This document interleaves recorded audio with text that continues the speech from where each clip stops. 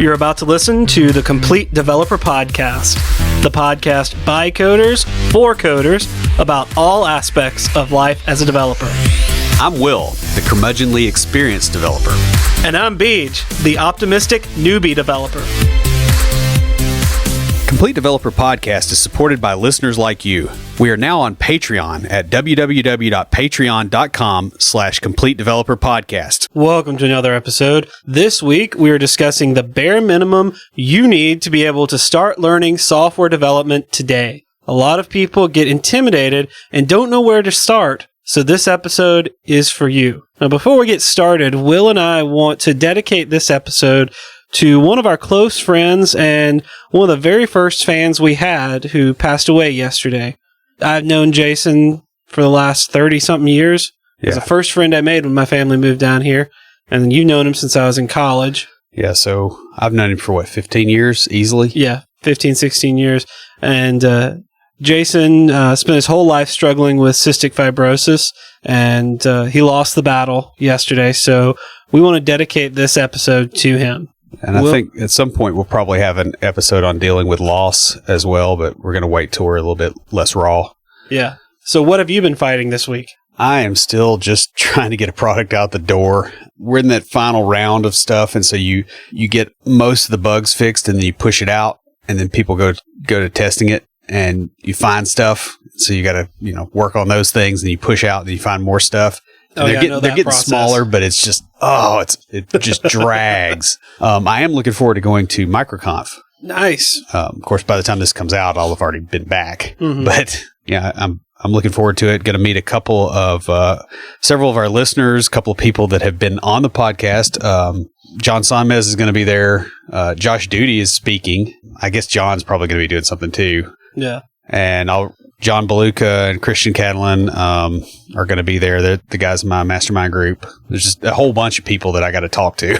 When I get there. Yeah, so it's kind of exciting that you've got a group of people to talk to and hang out with there. And Ken Wallace, who helped who got me into my first mastermind group. Yeah, and Craig over at Podcast Motor. Okay. Because I kind of bounce ideas off of Craig every so often as well. And so, all those people are going to be there. I have no idea how in the world I'm going to talk to everybody I actually, need to talk to and want to talk to, for this whole thing. So I'm excited. You'll be busy. You have to pretend that you're me and actually socialize as much as I do. Yeah. I'm planning on it. So I'm just going to legit pretend to be you. Yeah.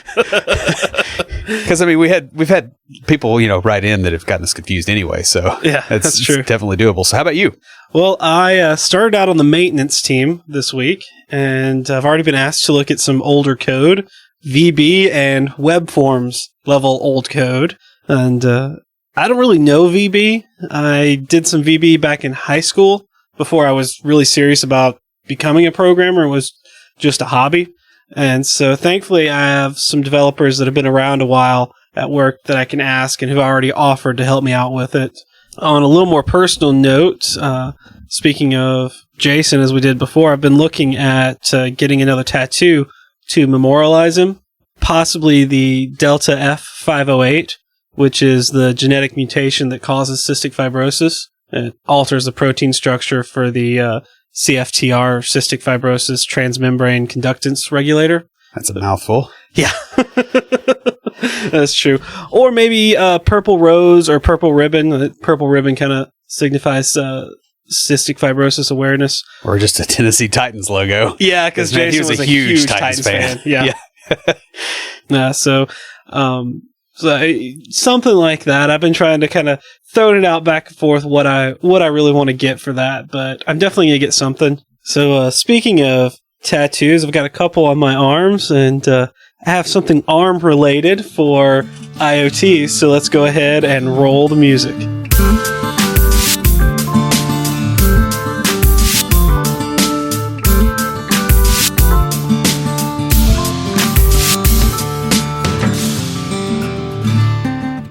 This week for IoTs, I have a fun project called the Hydraulic Robotic Arm Made from Cardboard. Now, I first saw this as a video on Facebook, and it kind of looked interesting. And then when I was looking for a project for this week's episode, I found the exact project on makezine.com. It's pretty cool. It's using cardboard, wood skewers, tongue depressors, glue, syringes, tubes, and water. You can build a working robotic arm and control station. You'll control movements through hydraulic pressure via the syringes. It's not exactly IoT, but it's a fun robotics project that you can enjoy with the whole family.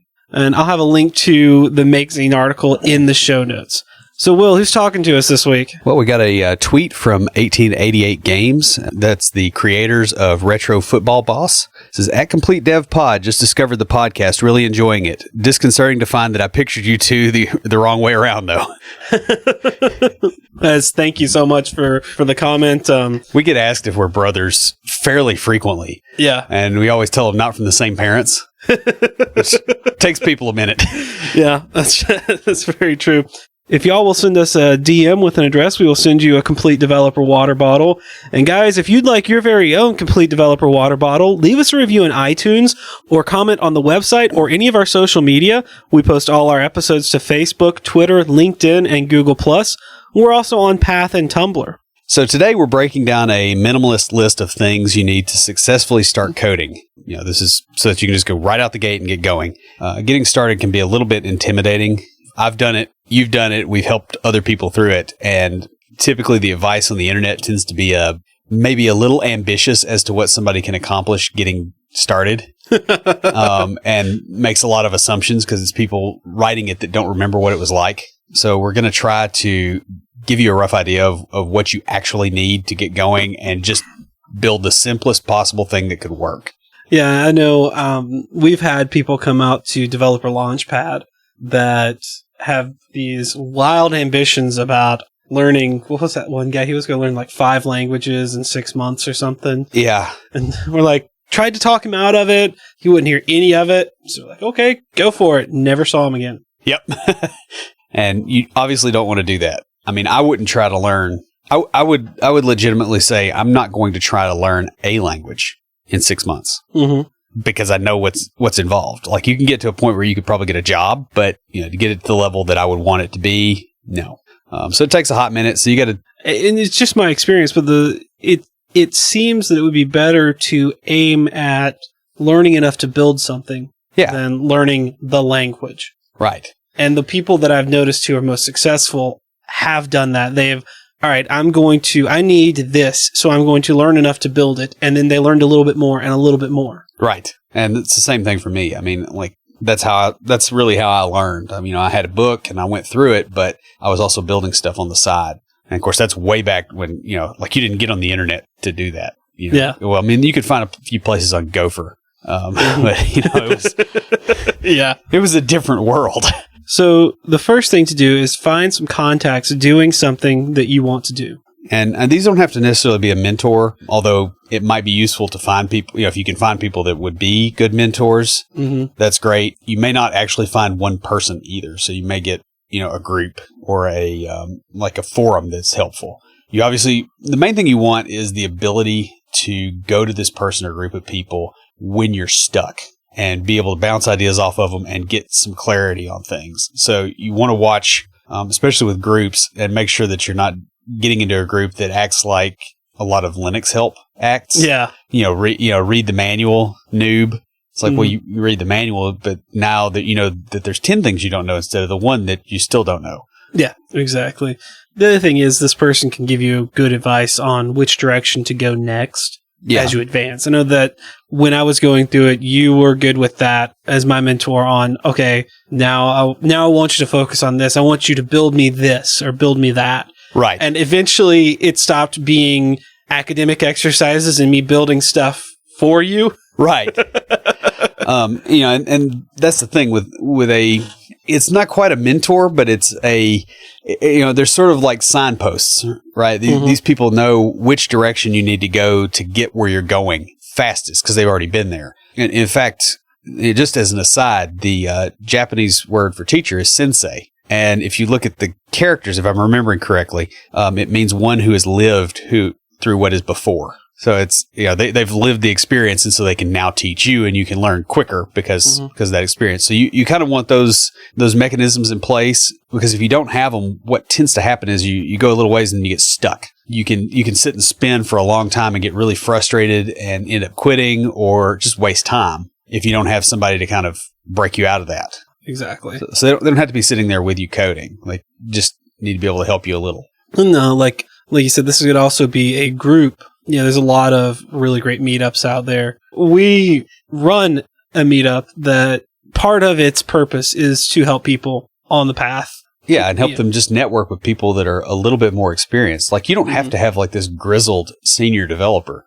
A junior developer can help you. Well, in fact, they remember more of what they had trouble with. And, because tech moves so fast, you get that grizzled senior developer. Like, I'm a senior .NET developer. And if I took somebody that was green, that was just starting .NET, there's a lot of assumptions that I'm going to make that maybe aren't the most valid for them learning how to do stuff. That makes sense. Like, for instance, I would not tell them to use the designer in web forms, because when we did it, it crashed the IDE. Back in like 2003, and it would completely crash and you'd lose everything. So you never used it. Well, is that smart now? Not really, because it's stable. Of course, you'd also still be using web forms, so you're still sad. When are they going to get SSRS stable? Never. Okay. Yeah. But, again, you want to get somebody that's ahead of you, not necessarily, a master level type person, because you really just need guideposts to get you going in the right direction. Yeah. Your priority is movement, not perfect accuracy of direction. Yeah, I follow you on that. That makes perfect sense. And we've done this with the Developer Launchpad group, like just the weekend before last when we had our coding challenge. We had one guy who came in, and I think it was his first coding challenge. It was his second meetup with us. And when I asked, hey, does anybody brand new want to pair up with someone with a little more experience, like someone that's never really done much? And this guy asked, and so I asked if anybody was willing, because usually there's somebody that's like, hey, I would like to help somebody out because it helps me learn. Yeah. And one of the guys that I had helped out when he first came, like he and I had sit and pair programs through the challenge, wanted to help this guy out. Yeah. Well, and I helped you. Yeah. And you helped me. So, I mean, it's this thing that we had the whole episode on community involvement and how that encourages people to want to help. But you find a good group like this, you'll have people that may not be senior developers, may not even be in the job market yet, but they're a little ahead of you. They're a little bit ahead of the person that is just starting out. And they want to help the person that's just starting out because somebody helped them when they were there. Well, and they might also have come up with a different way to think about something that makes it much more understandable. Because, like, if you look at object-oriented programming or functional programming, or any of the design pattern stuff that we've gone through, the thing that makes that easy to retain is not, I looked at the Gang of Four Patterns book, but it's somebody going, hey, it's like this. And now you have something to attach it to in your head, and you have to have good context to be able to do that. The next thing you're going to need is a development environment. Lots of people online are going to tell you to start writing code in a text editor. Yeah. Don't do this. Yeah. And I know this is going to be controversial to say it, but holy crap. I mean, I get it that like the purists and the people that are, they've got, the thing that gets me is like they'll say, okay, you should just use a text editor.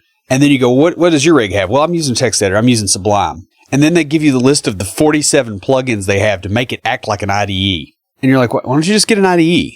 I mean, if they're free, right? I mean, obviously there's the money situation. There's the money situation. It depends on what you're coding. Yeah. And there's a difference between a text editor and a code editor. Right. There's a huge difference. Like, for instance, WordWrap. WordWrap. I was going to say, because Notepad is a text editor, pure text editor. Can you code in Notepad? I have. Yes, I have. Is it pleasurable or pleasant or anywhere near a good experience? No. You don't get a tight feedback loop. That's the biggest thing. The biggest argument for at least starting out with an IDE is that you can quickly get a feedback loop of what you're doing wrong versus, okay, I'm going to type this whole thing in and then I'm going to run this command line deal over here because, oh, by the way, if I don't have an IDE, I probably don't have some kind of build process I can kick off. And I'm going to go through that big, huge fight. and then I'm going to get feedback that's probably not particularly clear. That's going to give me a line number. And oh, by the way, I'm in Notepad. So how do I see the line number in Notepad? See, I just want to clarify, because when you say text editor, I don't think of Sublime, Vim, Notepad++ as text editors. Yeah, they're a little above that, right? Yeah, they're code editors, is what I see it. And I see Visual Studio Code as sort of in between that and an IDE. Yeah. Because Visual Studio Code is, it is a code editor, but it's not integrated development environment. So you have just like a raw text editor, which is, Notepad, Vim, Notepad++ with no syntax highlighting turned on. Yeah. And then the next step up is, okay, I've got a code editor, and that's like Notepad++ when it knows what language you're typing in. Yeah. Or Sublime or something like that. And then because before VS Code came out, I was using Sublime. Yeah. I really liked it. And then you step up another level and you get to like full on integrated development environments that can run build scripts, which, you can kind of do that with Vim, and you can do that with Emacs and lots of others too. Mm-hmm. They're really quick to tell you that you shouldn't use a IDE because people are like, oh, that's a crutch. And it's like telling a kid, you should learn to drive a motorcycle first. Not a bicycle, not a tricycle, not a bicycle with training wheels. Just start with a motorcycle because it'll make you tougher. And what's going to happen? Well, you're going to have a bad time. You're going to have little bitty bikes for kids, little dirt bikes. Yeah, but yeah. You haven't built the muscle memory, and you haven't, I can get that IDEs can be a crutch because this is something we run into in C# all the time because our language is centered around an IDE. Yes. And when people get where they're not using an IDE or they're having to do it in some weird situation like, I don't know, T4 templates or something like that, mm-hmm. and they don't have the help, they're just up a creek. And I get how it's a crutch, but you got to kind of be aware of where the people that are giving you advice are coming from, and mm-hmm. probably don't just take it from the internet. So start out with something that's an IDE that will do a lot of stuff for you so that you can get the basic flow down. Well, yeah, the real idea here is you want to cut down on the friction that comes with learning so you can have some small victories right at the beginning and really don't worry about impressing some neckbeard. Yeah. Some neckbeard in Kansas is going to tell you, well, you're doing this the wrong way because you're using an IDE to write Python code. Actually, this guy sounds like he's from Pennsylvania, not Texas. So what? Do you understand the workflow that's involved in coding? There's so many. I'm confused as to where this guy is from now because first you said Kansas, then Pennsylvania, then Texas. I don't know where this guy's from. Yeah, sounds like Doc. It's a guy from all. But okay, so but you have some guy that'll tell you that stuff, right? And yes, that's great for his peer group, but be able to separate criticism of technique and actual structure and usefulness versus peacocking behavior. Yeah, and maybe it's just because I started off in the .NET world where you're going to have a real bad time without an IDE. You pretty much can't. You can, but you don't want to. It's not. You're not going to have that neckbeard in Kansas telling you how horrible you are for using Visual Studio because it's just. But though with .NET Core coming out.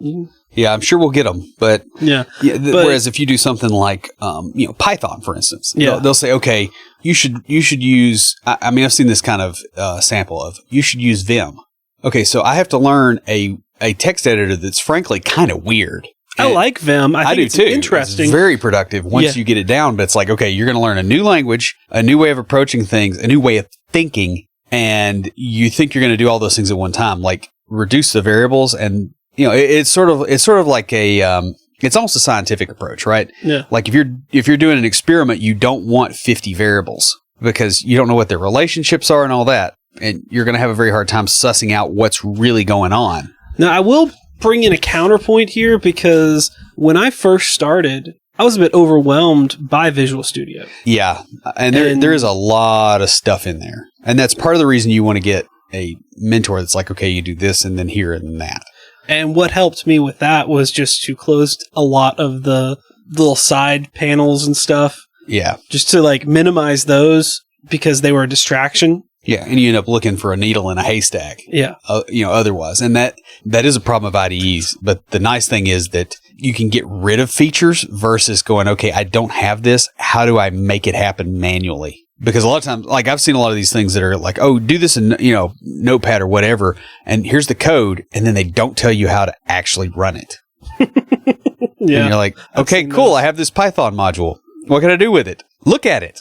It's a Python module. I don't know if it works. Yeah. But yeah, it just work on cutting those variables out. Also, a lot of languages have free versions of the popular IDEs that are available. Yeah. They may not have all of the functionality. Yeah, they're probably toned down. Like VS Community Edition is toned down. Though it's getting away from that. Yeah. Well, like they've got some enterprise level tools that will do just crazy stuff, like run your unit tests in the background and show you highlighted sections of what parts of the code have failing tests and stuff. I mean, they've got some hardcore stuff if you get the enterprise version. Oh, wow. And you can get that for $200 and something a month from MSDN if you want to, if you find somebody that wants to pay for that, because you probably don't. No. But you get a pretty good starting point without all that. The other thing that free IDEs tend to have, if they're very language specific, is they tend to have help built in. Yes, no, that is nice. And, including things like, compiler errors and compiler warnings that link to things like knowledge base articles. So you can actually figure out what in the world they're talking about. Oh, the links in the... Yeah, Visual Studio can be a little iffy on some of those. Well, I will say this, though. I am very pleased that Visual Studio 2017 is, even in the Community Edition, now going to tell you which variable is null when you have a null object reference error. Well, and that's another reason for using an IDE, right? As you start getting more complex. Because when you run into that, like if you don't have an IDE, okay, you don't have a debugger, probably. Yeah. I mean, there's a lot to be said for at least starting out with an IDE and not having to worry about those things right now. Exactly. The next thing you'll need is a simple way to trigger a build. Yeah. And I mean, this goes back to the IDE thing too, right? Because they'll usually have a button that says play, and, it's triggering a build and run in the background. Depending on your language, it might be interpreted, but, it's triggering all the pieces that have to be done to make that work. It's really cool to build on the command line. I get it. It's handy. I've used it at work. I'm totally on board with being able to do that because you can script stuff off as a developer and you can be more effective. But when you're starting out, you can't be more effective. You're not going to get that economy of scale because you don't know where all the pieces are. It's fun to do. Yeah. I mean, when you get to a certain point, you should do it, right? Yes. Like you should never flinch from it. But at the beginning, just go, hey, look, this is a lower priority. Push this off. Do something else so that I can get to a win. That said, you should graduate to at least trying the command line fairly early-ish. And a lot of that has to do with just getting comfortable dealing with the command line because it's going to be there for a long time. I guess this is a thing maybe for, in my opinion, younger developers, because when I first started out in 3rd or 4th grade, that's all it was. I mean, yeah, it was command line. You wanted to play Oregon Trail.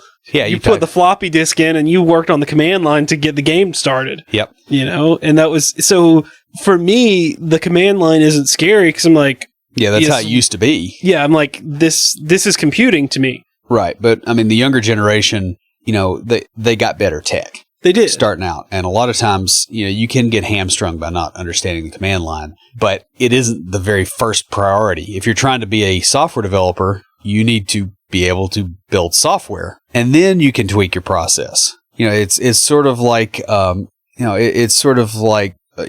shooting a rifle. What's the first thing you do? Well, you learn how to shoot a rifle without shooting yourself in the foot, and then you can work on, combative tactics or whatever. But, you have to start out with the very basic principles in a controlled environment and then work up. And unfortunately, you're not going to have, unless you go to a coding academy, you're not going to have somebody putting that structure on you. So you have to put it on yourself. But do get to the point where you can use the command line, fairly early, probably before your first job would be a good idea. You would definitely need that before your first job because they're going to expect you to know that. Yeah. To at least, I would say that like on the Microsoft stack, people are a little bit more tolerant of lack of command line knowledge, but you will not be as productive if you don't have it.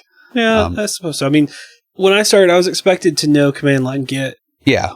Well, I also told them I knew command line get. So yeah, the other thing is there are a lot of GUI tools, and so you can get away with it a little bit easier on the Windows stack. But I'm telling you now, you probably shouldn't try to do that, just because the command line is also how you automate other programs, and so you can bring stuff in that helps you get things done.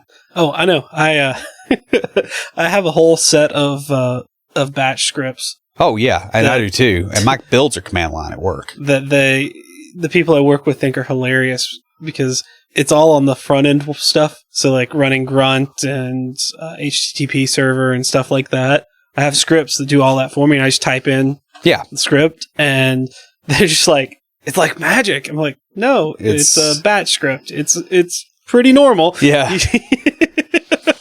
So anyway, like being able to trigger a build simply, with like a click. The big deal here is to get a nice tight feedback loop instead of going, okay, I'm going to write something and then I got to go through, 15 steps to run it and then see where I screwed up and then go fix those things and then go through 15 steps and run it. Yeah. Like you want that to be fast so that you can iterate on what you're actually trying to learn at the moment. Yeah, that makes sense. And the nice thing is that your the aforementioned IDEs usually have that built in. Now, the next thing you need is a reputable place to get tutorials for starting out. Notice I said reputable. And the reason I say this is there's a lot of people out there that just can't write introductory material very well, and they think they can. Yeah. There's a lot of developers that they've taken courses on how to try to market yourself. And a lot of them have not got their fundamentals down well enough to do that, or they're sharing something, at a base level and they don't know, they don't know the implications further out. And so they can't give a very good tutorial. So you really have to have a place for that. What you should do is, going back to point number 1, talk to the contacts that you've made, because the ones that have been doing it for a little while, probably not the older ones, but the younger ones, the ones that have been doing it the less time, they've found those bad tutorials and they found good tutorials. Yeah. Well, I mean, you can get anybody, as long as they look, as long as they'll take the time to look at it, they can probably judge. But you're right. The coders that have done it more recently are more likely to go, oh, I know a place off the top of my head. Yeah, because like if someone came to me and said, hey, what do you think about this? I've probably tried it. Yeah. And we'll have an opinion on it. If they come to you, you'll have to take a look at it and say yes or no. Because it's like, my tutorials, I got those at Borders. That's, and for those of you that are young enough, you probably don't remember Borders. I don't think anybody's that. Yeah, they're probably not, but they maybe have a vague memory. Oh, yeah, that was a bookstore, wasn't it? Well, doesn't your daughter listen to this podcast? I think she's that young. Yeah. Yeah, because the Borders, close to us, got flooded out when she was 2. Mm-hmm. So, I mean, that's not something they're going to remember. So, yeah. And the other thing is you also want to look for some comments at the bottom, just as an aside, because this is other experienced people that have gone in there or other people that have gone before you. If there's no comments, that means the website's probably not getting any traffic. This may or may not be a good tutorial. You really can't tell. Sure. If there's a bunch of comments going, hey, this is broken, and there's nobody going, oh, I fixed it, just scoot on to the next one because that's not going to work. No. What if there's no place for comments? Yeah, I'm a little mixed on that. I would probably still avoid that because right now, when you're especially green, you don't have a heuristic for going, okay, this is good and this isn't. Yeah, that makes sense. It's can I tell whether this is good or can I not? So you kind of have to be a little careful with that. You really want to also look for more detailed tutorials. Even if they give you more detail than you need, you would rather have too much detail than not enough. And trust me on this one, because I've gone through tutorials that gave you just enough detail for someone with experience to do it. Yeah. And it was an introductory tutorial. So if you were already a C# developer, you could go through this tutorial and go, oh yeah, you do this and this. Oh yeah, I could do that. But if it was designed for new people, and it goes back to what you were saying, it's the people that think they know the fundamentals where they don't know them well enough to be teaching them. Right. And the other thing too with the detail is a lot of times you're not necessarily aware of how much detail you really need. Even though you think, okay, this is easy and I understand what's going on, they may give you detail. It's like, oh, that's how that works. And a lot of times you'll read it and you're like, oh, okay, this is irrelevant. And you go on and then 6 months later, something comes up and you're like, I remember that. For example, the YM tutorial that I talked about a few months ago. Man, that was nowhere near enough detail. Yeah. And I eventually had to go find a project that was built in YM on GitHub to figure out what they were doing. They were leaving out. Yeah. Like what they just assumed that you knew to do. Yeah. I'm not going to name names, but it was a bad tutorial. Yeah. You know? Well, and the other thing I will say with that, hit it with a newspaper. Bad tutorial. I will say with that framework, I mean, that's a fairly new one. And so they are probably working on it. And everybody's tutorials seem like they suck early on. And you really want to avoid this when you're starting out because you don't have a way to mitigate that. Mm-hmm. If you run into it, you just wasted time and that's it. Video tutorials a lot of times are better than raw text tutorials, especially if they're using the same environment, because then you can code along with them. Yeah, and you can see what they do. And when somebody says, okay, run your project, it's like, well, what does that mean? Well, it means click on the little green triangle up at the top. If you're not a developer and you've never seen an IDE before and you're legitimately just starting, you just installed, like you legitimately need to see that mouse go up there and go, oh, that's what I click on. Mm-hmm. Versus, okay, now I've got to go to the documentation and try to figure out what the play button is. I really like it because I liked having the video on one screen and then coding in the other and following along with it. Yeah. And I would pause it. I will say 2 screens really help as a starting point for, even if you're reading written documentation. And I know a lot of people will come back, this is something I hear all the time when I suggest video tutorials for things. I don't learn that way. That takes too much time. I can't speed read that.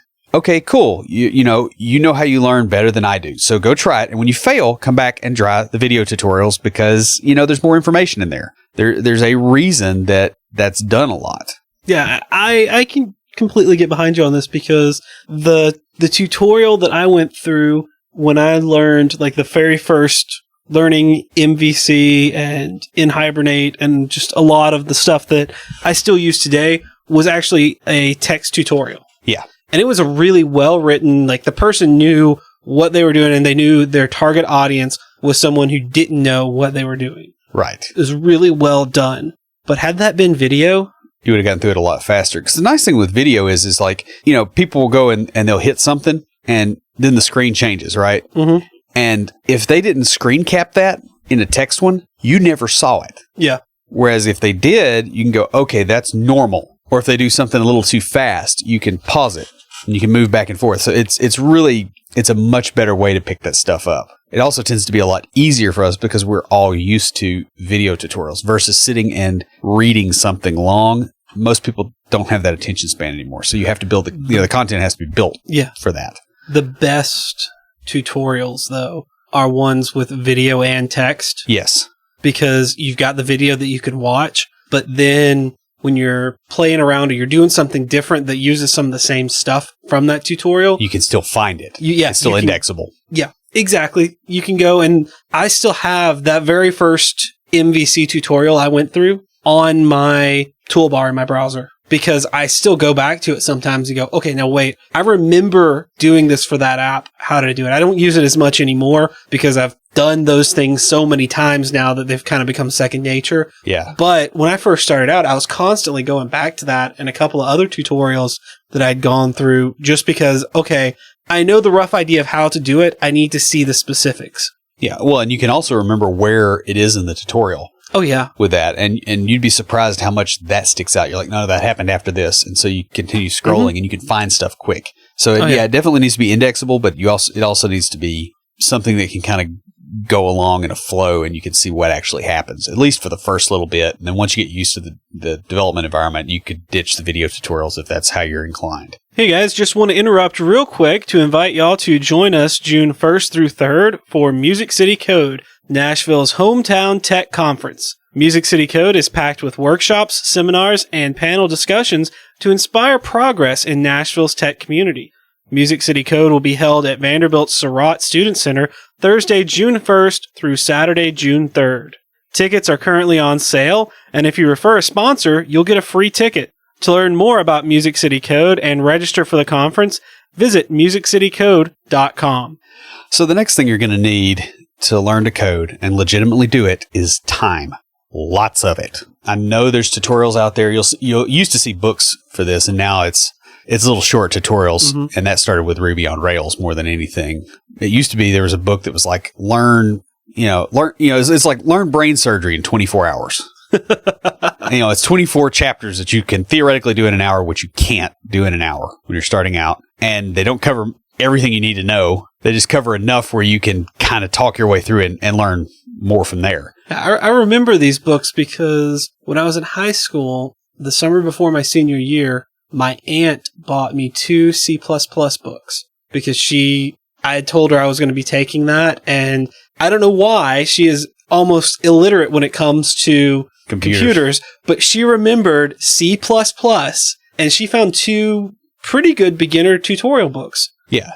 To the point where I went to school the next year, because I went through them over the summer, and I went to school the next year and like felt out of place because of the level that they were teaching. I'm like, this is so boring. Yeah.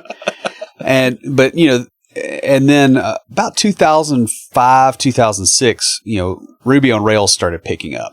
Yeah. And you started seeing tutorials. Build a blog in 15 minutes with Rails, which you could legitimately kind of do. It would be really limited. But what that tended to do, it was a marketing shtick, right? It's to get people to learn stuff and go on. But what it made people do is think, I can learn to do this in 24 hours, and then I can be a professional software developer and make 6 figures. Because the other thing they hear is Silicon Valley salaries, and they're in Iowa somewhere. And that's just not, you have to realize it takes a lot of time to master anything that's worth doing. You can't, honestly, most people can't learn to cook a freaking steak in the first 10 times they do it, at least. There's very few people that just go, I'll cook a steak correctly. They burn it. They always burn it, or they undercook it, but it's still a steak and it's good. Undercooking is easier when it comes to steak. Yeah.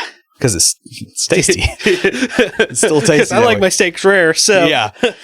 But I mean, legitimately, people can't do things that quick. We have a bit of a problem, especially with people that have watched a lot of TV, and it's bent their sense of reality a little bit about what's involved. Because, you watch a 2-hour movie, and, there's the hero gets defeated because, we're going to the whole Joseph Campbell thing, right? He's defeated by some boundary guardian or whatever. And then the hero trains and they have a montage. And then 15 minutes later, he's ready to fight the bad guy. And, what you don't see is, okay, that was really that 15 minutes was like the high point of 3 years or something. And that perception has kind of gotten into tech with those kind of articles and those kind of books. So understand that this is going to take some time to get well. You really need to spend the time. If you want to stay at it, spend the time to get your craft. Well, let's look at a very high success story. Me. I came out of med school with the med student mindset.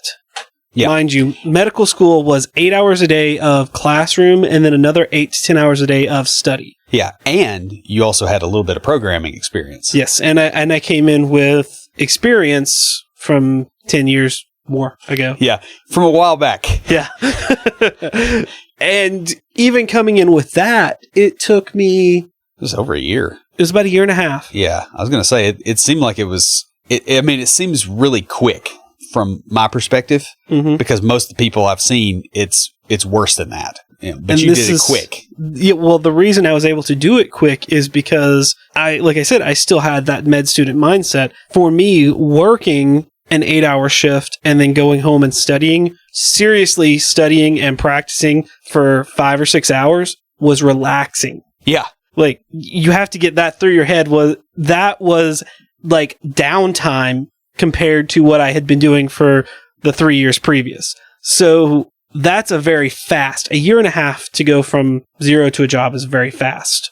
Now, I know some people that have gone through coding boot camps where it was six months of boot camp and then a month or two, so 6 to 8 months to find a job. Yeah. But that was 8 hours a day of coding and then going home and coding some more. Right. And a lot of those people, frankly, they don't go to boot camp and be like, what's HTML? Yeah, well, a lot of the ones like the one here in town, Nashville Software School, that we know a lot of people from. They have pre-work. Yeah, you have to go through pre-courses before you can even start. I think the big thing here is to remember that this is a profession. It's not a hobby. It's not like you just, you get up one day and go, I think I'd like to go hiking and just start walking somewhere. It takes some time. There's a reason software developers are paid like we're paid. It's because there's a lot of crap you have to learn and you have to stay up on it. And there's a lot of you have to almost break the way you think in a lot of respects.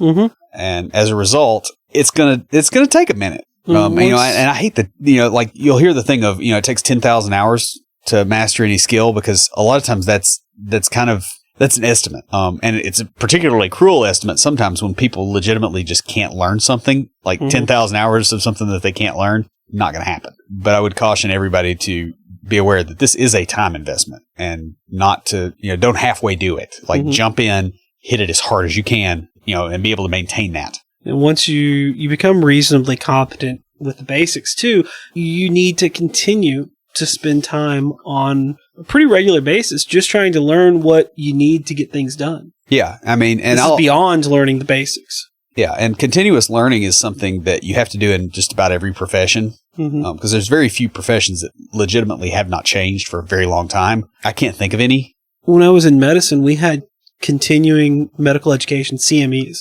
Yeah. That to maintain your license, depending on the field, 3 to 5 years, you had to have so many of them. And a certain number could come from teaching, because you have to learn to teach. Yeah. But there was a baseline of these have to be, you have to be the student in these classes. Right. And it's a shame, honestly, that that's not done for developers. But I've made a career out of cleaning up the messes of developers that don't learn. Yeah. So I'm kind of biased against it. So, also to really get settled into coding, you pretty much have to pay your dues. Yeah.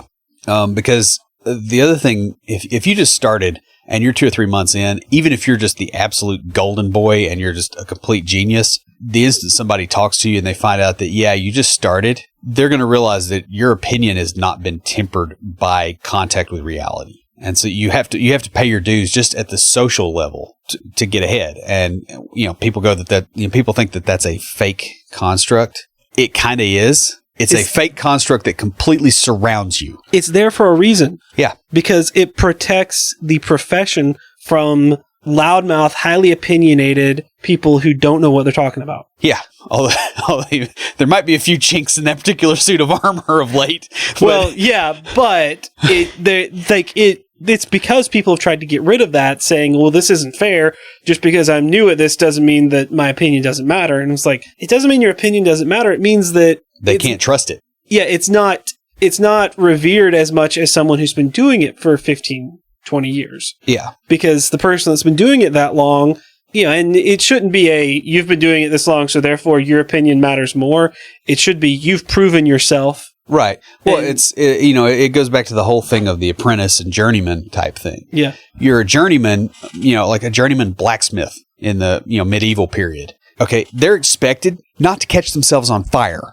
You know, there's a bare minimum, like they're not going to, you know, really mess up the iron too much. They may not do something real well, but they're going to avoid injury. They're going to avoid injuring other people, burning buildings down, that kind of stuff. They're going to be able to create the swords that the infantrymen use. Yeah.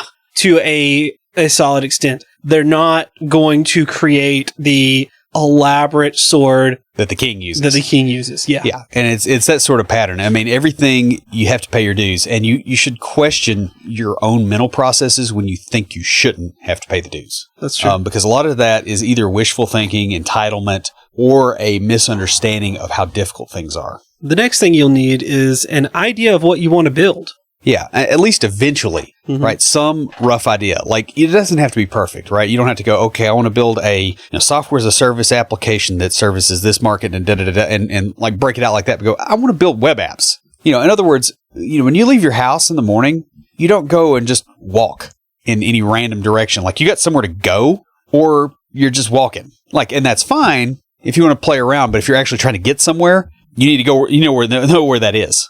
Yeah, that's true. And well, like when I started out, my thing was to learn C# .NET development to get a job. Yeah. And to get a job in the Nashville market, that's what is big here. Well, plus you had people that could help you. Yeah. That also, you know, the people that I knew were .NET developers, but they were .NET developers because that's what the market is here. Yeah. I mean, so it goes back and forth. But the projects that I picked, like, I knew things that I wanted to build, and I built things with that. Well, you remember the calculator. That old calculator. You know, guys, at some point, I'm going to finish up the web forms version of that calculator. And web forms? Yes. Oh, Don't you remember when I switched it over to web forms from man. WinForms? Yeah. Yeah, I'm gonna finish that up at some point in the distant future and put it out so that y'all can see all the fun that Will got to endure. To sit through. But you do need to have some idea of what you want to build. And part of this is it filters out the stuff that isn't important. Because, I mean, just in the .NET space, right, you knew it's probably going to be web and it's going to be C#. Well, if you're going along, it's like, oh, hey, here's a WPF tutorial. Well, am I going to be doing WPF?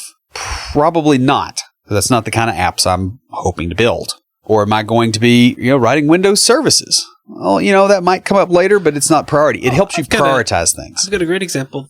One that we've already talked about, that MVC app, that tutorial I found. Yeah. Because as I got a little further along and got down the basics, I was starting to look at, okay, well, what specifically in this realm, in .NET C# do people want? And a lot of them wanted MVC. Yeah, and it is not a bad idea to base, what you're going to try to do on what the local market supports. Of course, that was me. I was doing this to get a job. Yeah, and I wanted to do this for a living, and so that was my goal. Yeah, my goal was trying to get into entrepreneurship. It may be a little different. Yeah, and depending on what your goal is, it will be different, and that comes back to what you want to build. What I wanted to build was a career. Yeah, ultimately, that was really what I wanted. I wanted a career as a software developer, and so I did the things that would get me a career in the place that I wanted the career, which was here in Nashville. Yeah. And guess what? 2.5 years later, I still suck at WPF. Yes. And it's completely okay. Because you picked a path and you walked down that path instead of, because you want to treat it as a menu, not a buffet. Mm-hmm. It's okay. Here's the thing I'm going to get. Let's go for that. Not take little samples of 100 different things and then get nowhere. Well, what you can do is you pick a path when you're starting out and you follow that. And you can change it later. You can go back to the buffet after you've reached whatever point. Like now, I have a path. I have a career. I could go back and pick and do a little bit of Python, do a little bit of Ruby for fun. Yeah, or to learn. Or to learn, because I know you said that you became a better .NET programmer from some of the concepts you learned in Ruby and Python and other places. C++, Assembler. Yeah. Assembler helped me more than any other second language, but holy crap, I don't want to develop for a living in that. Do people do that? There's probably got to be one guy somewhere that's just, and he probably uses Emacs. If we have a listener that primarily develops, has a job primarily developing in Assembler, contact us. We may put you on the show, but we will definitely send you a t-shirt. Yeah. Because that's awesome. Because you freaking deserve it. Yeah. The next thing you're going to need is a reasonable willingness to learn. Yeah, and the right attitude is the big part. This is an aside, I guess. I've run across a lot of people lately who've got a mindset that's like, okay, I should be able to do whatever I want to do and apply myself to, and they think apply myself to it means for 15 minutes. I went low carb this morning between breakfast and lunch. I should have lost 10 pounds. That's not a thing, dude. That's not how that works. Yeah. That's not how any of this works. Yeah. So go back to the Facebook commercial. Yeah. And, you do have to have the idea that you're going to put in your dues. You're going to put in the work. Part of that is that it builds character, and that character will carry you through a lot of stuff. And part of it is it just kind of takes that. Yeah. Something that I really like about where I work that they have instituted is the concept of this maintenance team. Because before they started that, if something came through the help desk, it was like, okay, it's in production, it needs to be fixed right away. They had to go either find the developer that originally built it or someone that was around back then that knew that technology. And so the newer people coming in never got to see that, never worked on it. And when the people that knew about it were gone, they're just out of luck. Yeah. They got to find somebody that can reverse engineer, which is a lot harder than people make it out to be. Yeah. And so the idea of this maintenance team is you have a couple of the junior developers on the team that do most of the grunt work. And then you have an older senior developer that is there as a mentor. So when you come across something like VB and web forms, I'm like, I know C# and a web API. I don't know. Yeah. What does dim mean? Yeah, exactly. I'm like, I could do C# web forms. I could rewrite this app for you in C# and Angular, but yeah. Well, you kind of need that, and it's nice because now I can go to these people that are the team mentor and be like, hey, I don't know this, and have them walk me through the process so that in 5 or 10 years, when they've retired, you might survive the next time something comes up. Exactly. That willingness to learn, I want to quote John Sonmez on this, trust the process. I actually have one of those shirts. I'm going to get one. I don't have it yet. Because I love the way he puts that, because it's one of those deals like, you've got to put the time and the effort in to get the result you want to get. It's not something that's going to happen just magically. One thing that I've heard of a critique of recent fiction is, like it was a critique of Harry Potter, which I thought was pretty interesting, was that, he gets a letter saying you're basically very special. Just you're just there, you're special. And that's it. And that's not really what, that's a kind of screwed up mindset. It's like, you got to go through the process. And if you read the books, he did. But the critique is, how the movies portrayed it more than anything.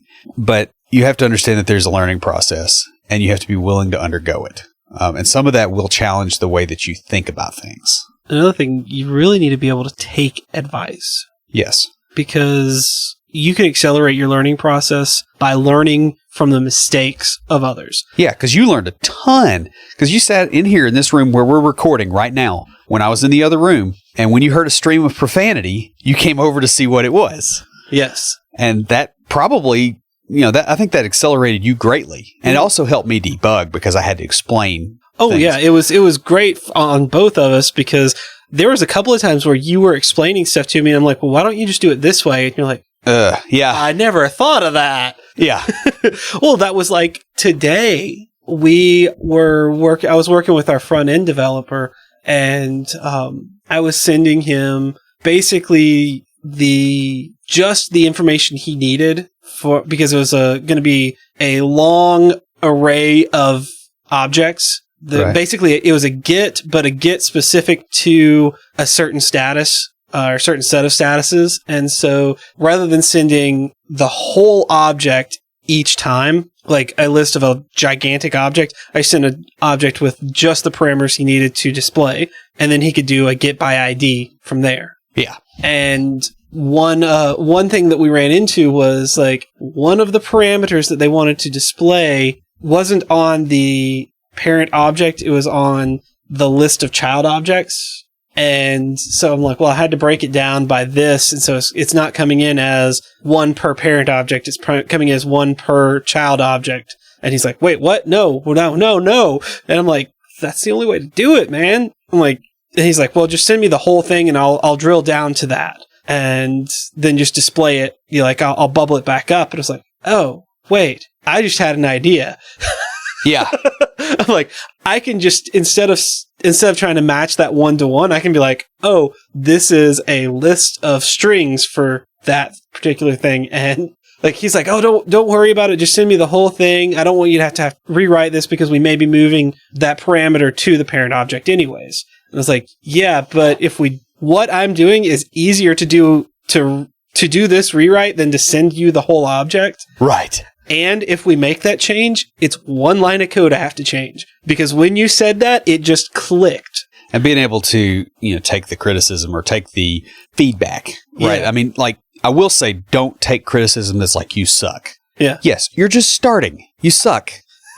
Surprise. No. You're going to for a while, and it's okay. On the same note, you should also be very comfortable asking questions. Yeah. Like, this is really important. This is something that I struggled with because unfortunately, it was kind of trained out of me. Yeah, med school would do that, right? Yeah. Because especially if you get two doctors in the room and one of them asks the other one a question, assumptions get made that this doctor doesn't know as much as that one. Exactly. Even though, hey, this one's a cancer specialist, and this guy trains MDs in, surgery of some other kind, Yeah, that's very unfortunate in medicine. And it happens in IT communities too, Mm-hmm. because, you go, I don't know that. One of the big things that I've done when I've interviewed people is I try to get them to admit they don't know something. And sometimes it's like pulling teeth to get somebody to actually do that. But you really need to be able to, because that tells me that they can be instructed if they don't know anything. Mm-hmm.